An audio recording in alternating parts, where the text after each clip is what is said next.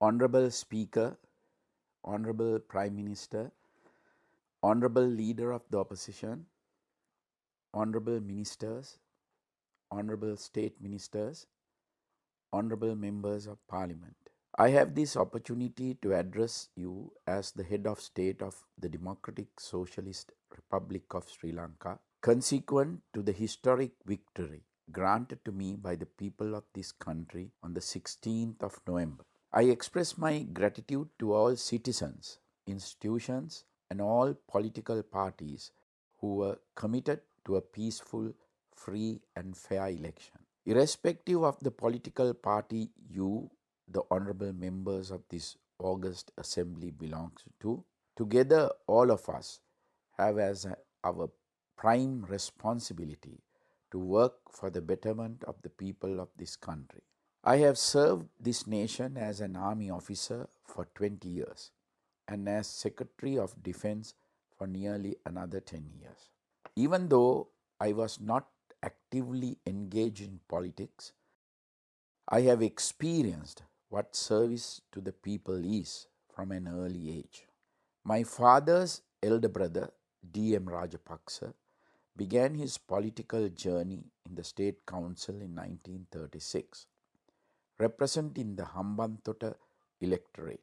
After his demise in 1945, the people of Hambantota elected my father, D.A. Rajapaksa, to the State Council. Later, he was elected through the popular vote as a member of the country's first parliament. From that time until now, many members of the Rajapaksa family, hailing from the rural village of Medamulana in Giruapattua, Ruhuna, have served as elected public representatives. They have not only been members of parliament, deputy ministers, cabinet ministers, a deputy speaker of parliament, a speaker of parliament, a leader of the opposition, and a prime minister, but also two presidents elected to office by the people who reposed their trust in us. From the first day, the Honorable D.M. Rajapaksa, known as the Lion of Ruhuna, appeared in the State Council. He wore a maroon colored shawl. What he symbolized through this maroon shawl were the millet farmers of Giruapattua. Following D.M. Rajapaksa, my father D.A. Rajapaksa, and each member of the Rajapaksa family who was elected to parliament wore the maroon shawl. Even though I do not wear this shawl, I stand for the same profound philosophy of constant dedication to the poor that is symbolized by the maroon shawl. It is this same philosophy that is embodied in the policy statement I presented during my presidential election campaign. Honorable Speaker, I now take this opportunity to table the visions of prosperity and splendor policy statement. The people of this country gave me a clear mandate at the presidential election held on 16th November 2019. That mandate was granted because of the trust the people had in me. I, together with my government, stand committed to honor the trust of the people and implement the program of developing a prosperous nation that we promised to them. The people who elected me to office desired a profound change in the political culture of this country. They rejected political agendas founded on race. The majority of the people proved that it is no longer possible for anyone to manipulate and control the politics of this country by playing the role of kingmaker. I invite the politicians concerned to understand this reality. I call upon all to join together in the national undertaking to develop this country and to reject the politics based on petty agendas that have sown divisions in our society in the past. We must always respect the aspirations of the majority of the people.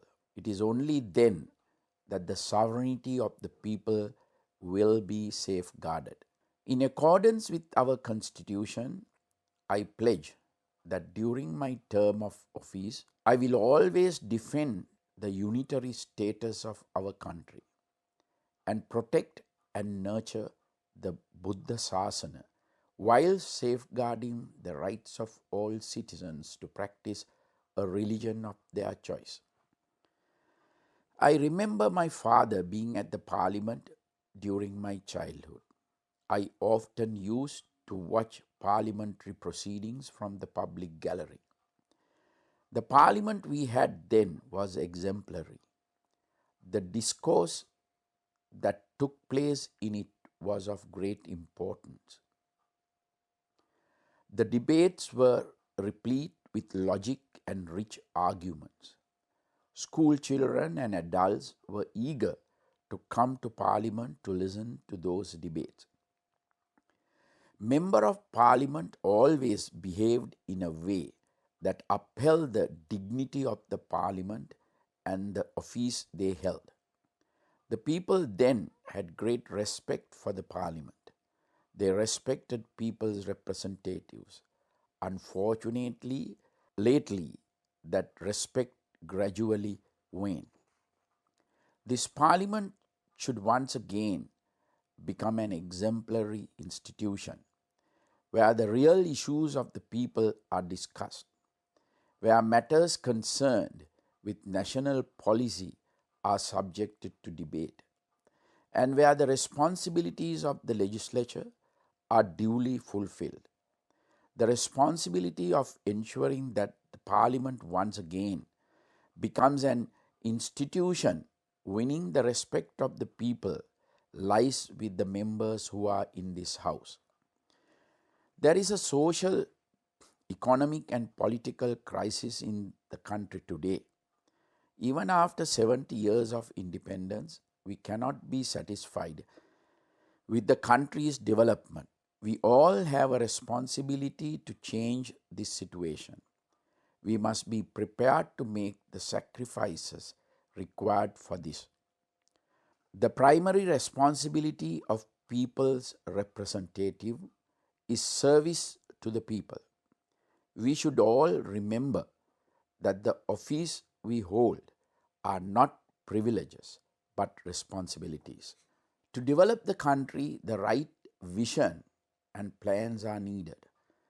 The policy statement, Vistas of Prosperity and Splendor, placed before the people at the presidential election by me, contains a national program that was crafted during a period of nearly 4 years by incorporating my vision with the ideas and recommendation of national organizations such as Vyatmaga, the findings of the conversation with the village program conducted by the Sri Lanka Podujana Peramuna, the discussions held with other political parties, and the ideas contributed by the general public. In accordance with that program, we have already taken several steps, including the easing of taxes that were unduly burdening the public, introducing a high degree of transparency and efficiency to the government administration, and curtailing unnecessary government expenditure. In our policy, national security occupies the foremost place. We have already taken steps to strengthen the national security apparatus. Talented officers have been given appropriate responsibilities again. We have taken steps to ensure proper coordination between the armed forces and the police, who are collectively responsible for maintaining national security. The network of national intelligence agencies has been recognized and strengthened. We will take all necessary steps to make our motherland a safe country free of terrorism, extremism, underworld activities, theft and robbery, extortionists, the drug menace, disruptors of public order, and the abuse of women and children. Our primary purpose is to create a productive citizen, a happy family, a disciplined society, and a prosperous nation. The government must take the initiative to make every healthy citizen of employable age a useful and productive citizen. What we need is for all of them to contribute to the nation's economy. We must ensure that the benefits of development reach every group of people. We must employ modern methodologies and indicators to gauge whether the needs of the people are truly being met and whether they are happy. It is no longer necessary to wait for elections to find out how people feel about the work program of the government. We need everyone's support for our efforts to reduce the cost of living of the people.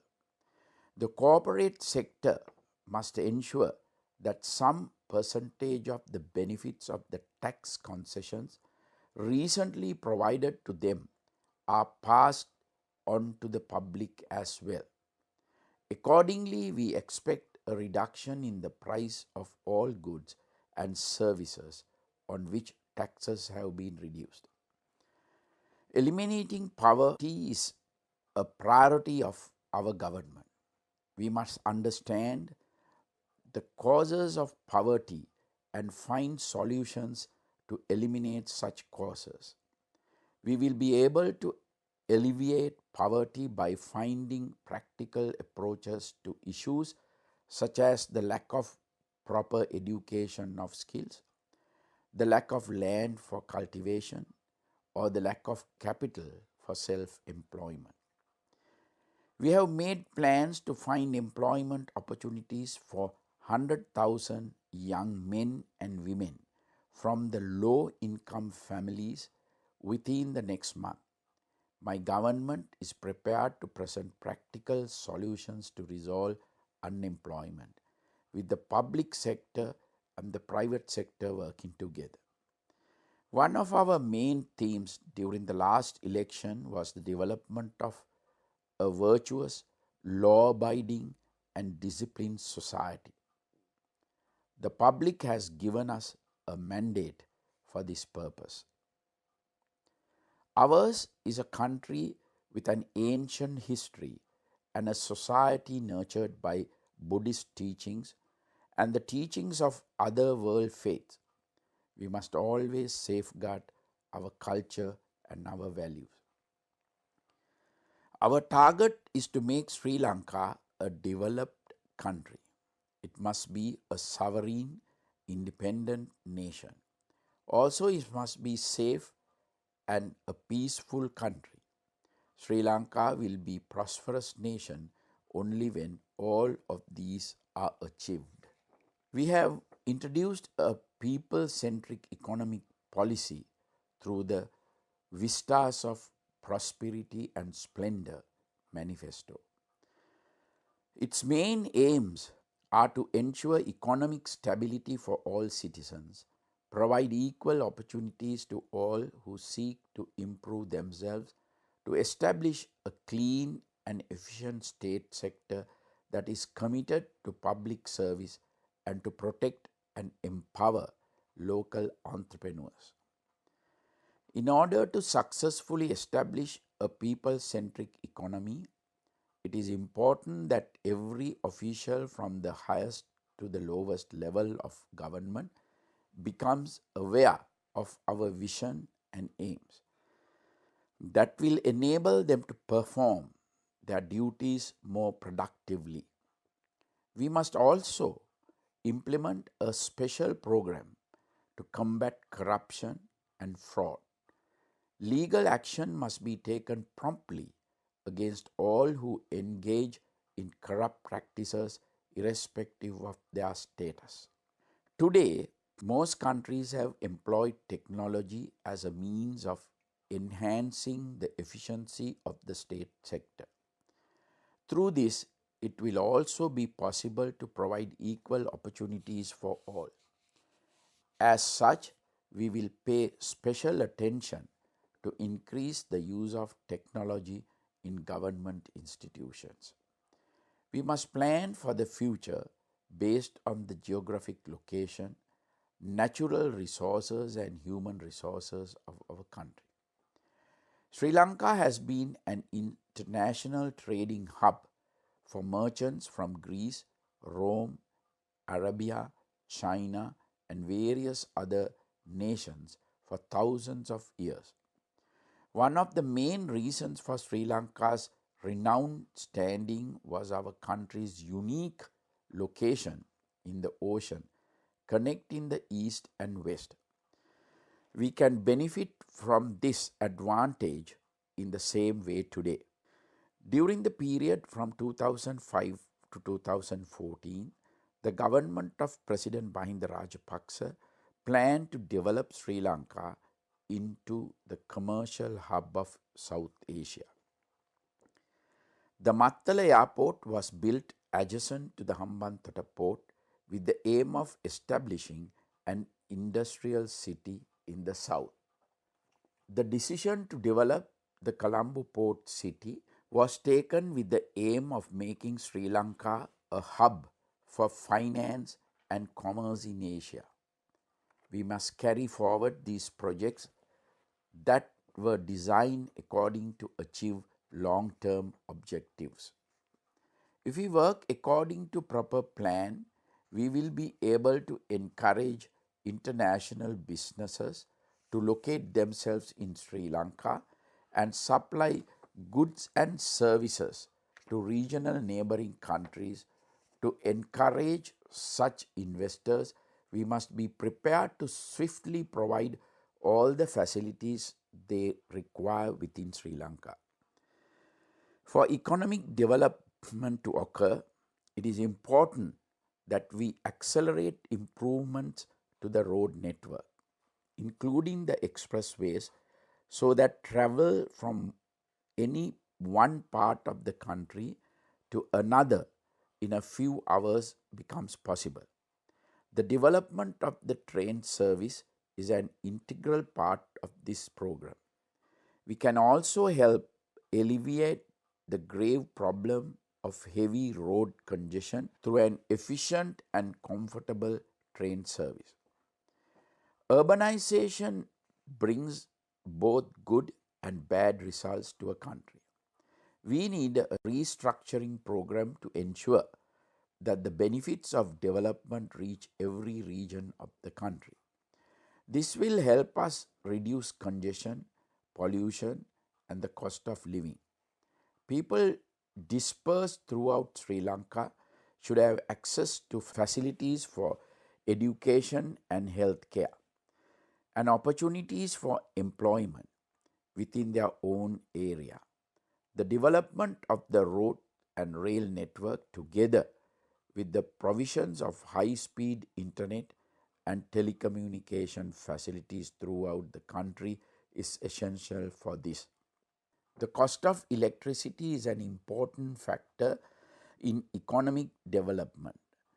It particularly affects the attracting of investors to the industry sector. We need short-term and long-term solutions to generate power at a reasonable price. In looking at long-term solutions, our principle is to pay special attention to the use of eco-friendly, renewable energy sources such as solar, wind, and hydropower.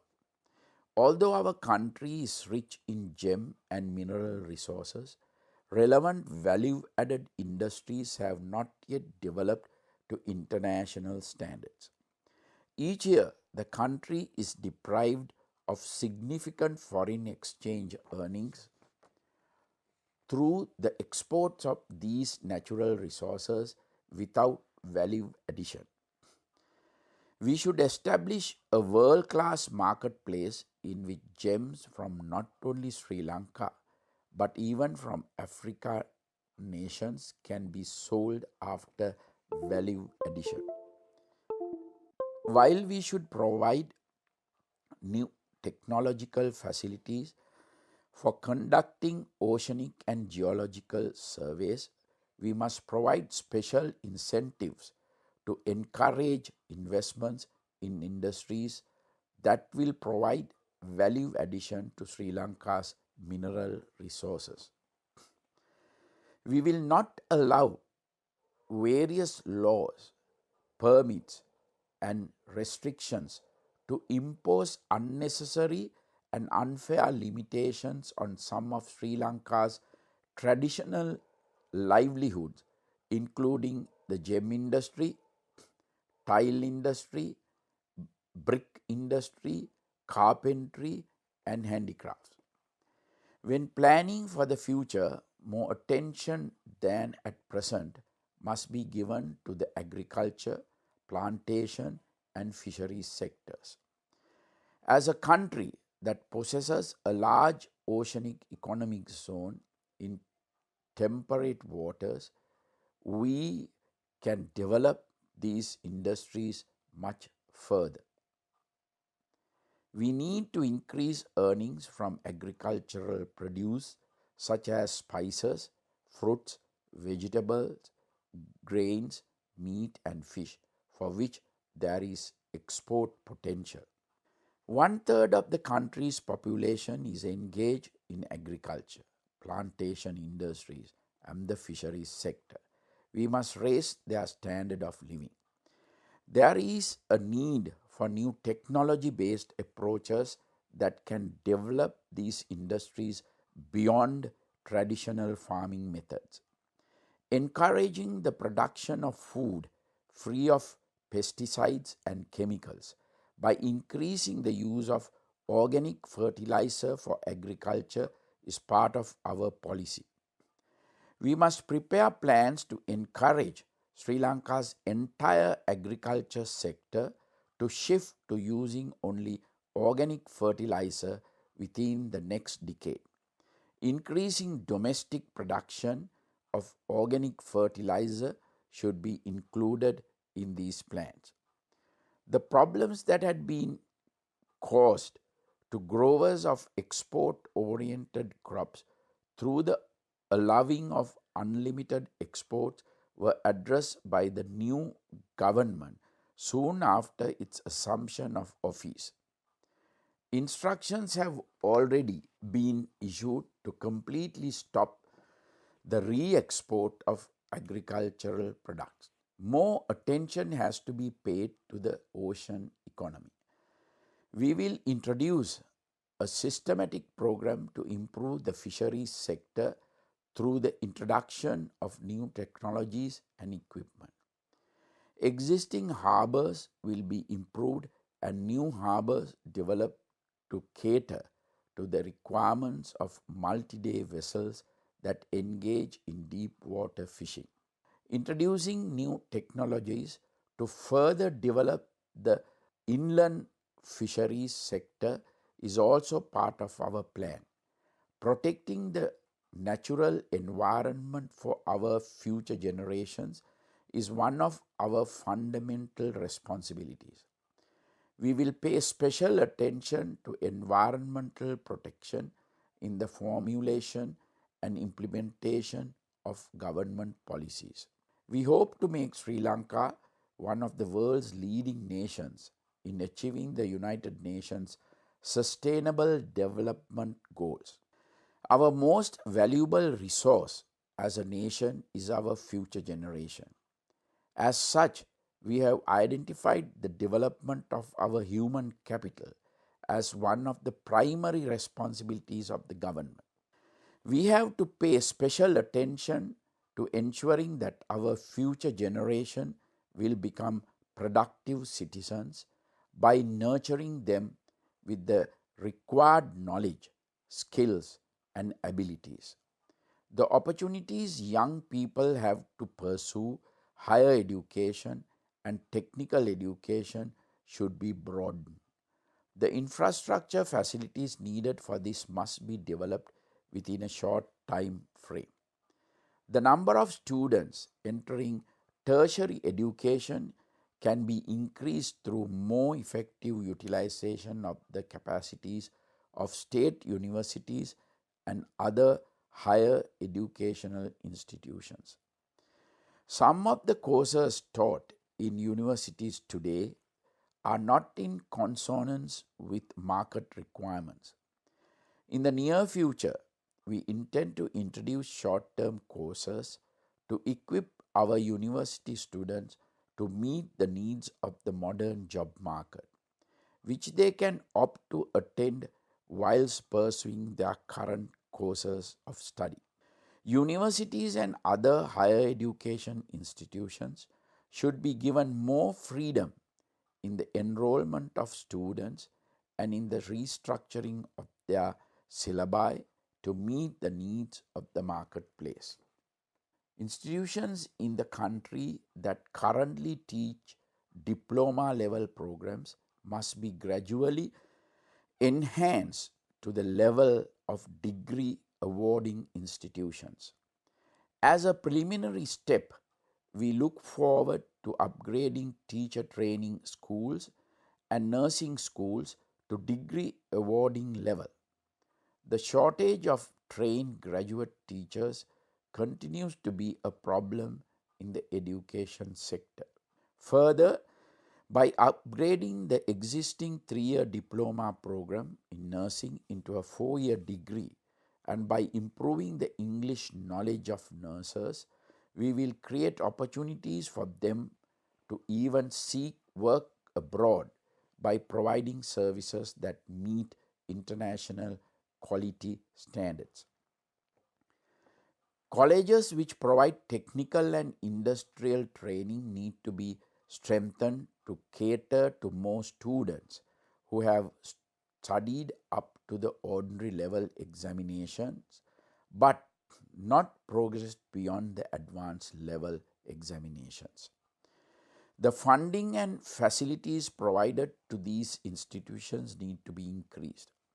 This will not only enable us to create a workforce that has received vocational training in line with global standards, but also enable such training personnel to seek high wage employment in the fast evolving marketplace both here and abroad. Many young people are currently deprived of employment opportunities due to their lack of proficiency in English. We will introduce a special program to improve the facilities provided for English education in all schools and to recruit the required teaching staff. We intend to entrust our foreign missions with special responsibilities to seek new employment opportunities for our youth.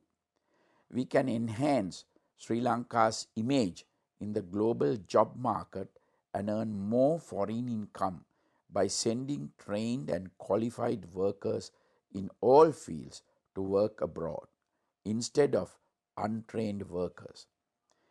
The education sector can be significant foreign exchange earner. A large number of Sri Lankan students presently study at higher educational institutes in Asia.